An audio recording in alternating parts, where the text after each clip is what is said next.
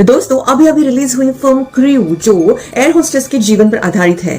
3 air hostess जो Kohinoor airlines में काम करती है, लेकिन उन्हें 6 मंथ की सैलरी नहीं मिलती है क्योंकि ये एयरलाइंस का मालिक बैंकक्रप्ट हो चुका है।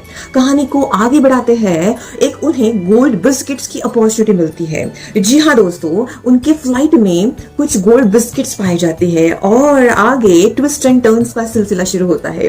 They decide to snatch away all this biscuit to earn something. इसका मतलब पैसा कमाने के लिए ये गोल्ड बिस्किट्स का क्या करती है। ये एकदम क्यूरियस मोमेंट्स है, फनी एंड हिलेरियस मोमेंट्स है।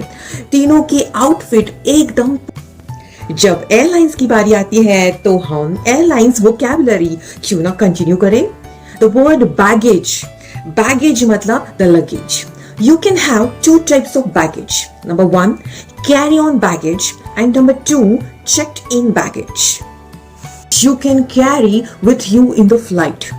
जी हाँ दोस्तों, जो बैग्स हम फ्लाइट में लेके जाते हैं उन्हें बोला जाता है कैरी ऑन बैगेज और मैक्सिमम उनकी कैपेसिटी होती है 10 kg। 10 किलो से ये ज्यादा बैगेज में वेट नहीं भरना है।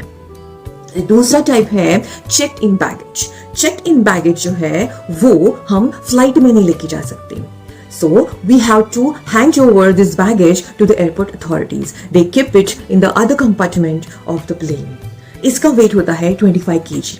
इसका चलिए वर्ड्स को आगे बढ़ाते हैं। जेट लैग ये वर्ड उस टाइम इस्तेमाल होता है जब आप एक कंट्री से दूसरे कंट्री में ट्रैवल करते हो। उस वक्त वहां पे दिन होता है, उसी वक्त यहाँ पे रात होती है। Means different time zones are there. At that time you feel very very tired because your sleeping schedule is disturbed. इसे जेट लैग बोला जाता है।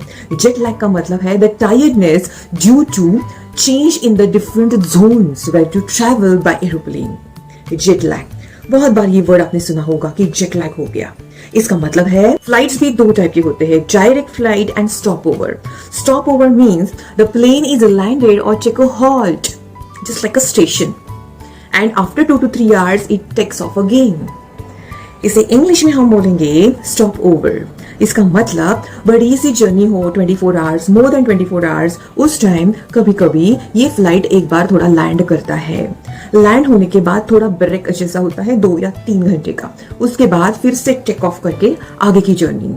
सो direct flight we have a stop over in Europe. इसका मतलब हमारी flight direct नहीं है, हमें एक स्टॉप ओवर करना है। मतलब एक बात बताइए, एरोप्लेन तो हवा में उड़ता है लेकिन फिर भी उसे व्हील्स क्यों होते हैं? Because that aeroplane takes off from the runway.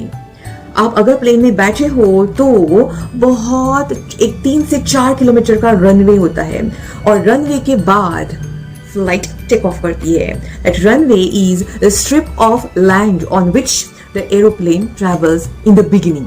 Afterwards, it takes off. Zoom!